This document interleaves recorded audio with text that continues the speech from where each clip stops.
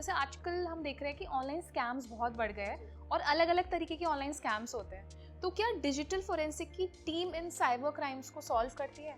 Sure. देखिए, जैसे कि अगर हम इनिशियल स्टेज पे अगर दोबारा जाएंगे तो साइबर सिक्योरिटी और डिजिटल फोरेंसिक्स में बहुत डिफरेंस है।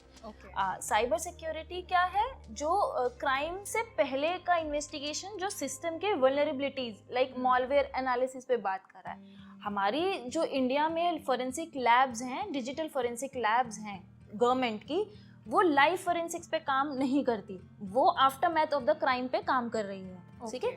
अब जो भी आईओज, इन्वेस्टिगेटिंग ऑफिसर्स जो होते हैं, वो सीज करके एविडेंस, इलेक्ट्रॉनिक एविडेंस जो भी लेकर आ रहे हैं हमारे पास, हम उस चीज़ का एनालिसिस कर रिपोर्ट प्रिपेयर करते हैं। सो जो साइबर क्राइम हो रहे हैं, फॉर इंस्टेंस किसी ने ट्रांजैक्शन, फ्रीक्वेंट ट्रांजैक्शन कर अपने मोबाइल का यूज़ किया है, या किसी ने फेक फर्म्स के जो है डेटा अपना लैपटॉप में स्टोर करके रखा है, तो वो जो एग्जिबिट्स या आर्टिफैक्ट्स हमें मिलेंगे उस पर्टिकुलर एविडेंस में से, तो वो हम प्रोवाइड करवाते हैं एज अ एविडेंस, डिलीटेड और present what ever it is. क्योंकि हमारी रिपोर्ट मैंडेटरी इसीलिए है कि आईओस को क्राइम सीन पे जो भी एविडेंस मिलता है वो डायरेक्टली प्रेजेंट नहीं कर सकते हैं। बीइंग एन एक्सपर्ट, हमारी रिपोर्ट जाती है वहाँ पर, हम रिपोर्ट देंगे कि ये particular type of exhibit artifact present है मोबाइल में, हार्ड डिस्क में, या जो भी हमारे पास जो एग्जिबिट आया है वही हम प्रेजेंट करेंगे, तब जाकर वो कोर्ट ऑफ लॉ में एक्सेप्टेबल है।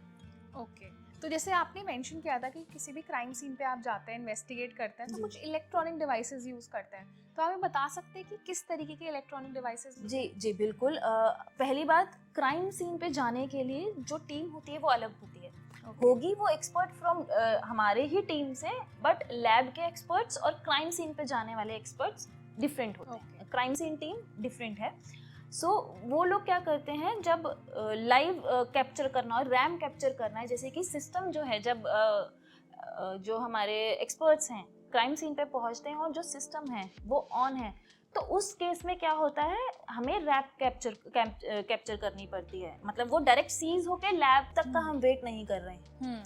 तो उस चीज़ के लिए हम इमेजिंग टेक्निक्स यूज़ करते हैं, उस डेटा को इमेज करते हैं। That means bit by bit copy हम बनाते हैं उस डेटा की, और उस कॉपी को हम लैब भेजते हैं। क्यों भेजते हैं, हम इमेजिंग क्यों कर रहे हैं? क्योंकि हम कभी भी डायरेक्ट एविडेंस पे काम नहीं करते हैं। हम, क्योंकि टेम्परिंग हो सकते हैं, टेम्परिंग के चांसेस हैं। हम डायरेक्ट, अगर कोई भी एग्जिबिट है हमारा, मैं उस पर ही डायरेक्ट अपनी एनालिसिस कर दूंगी, तो उसमें हैश वैल्यूज चेंज हो जाती हैं, उसमें एक्सेस डेट चेंज हो जाएगी। तो बहुत सारे टेम्परिंग के केसेस, मतलब ऐसे हो सकते हैं, चांसेस होते हैं।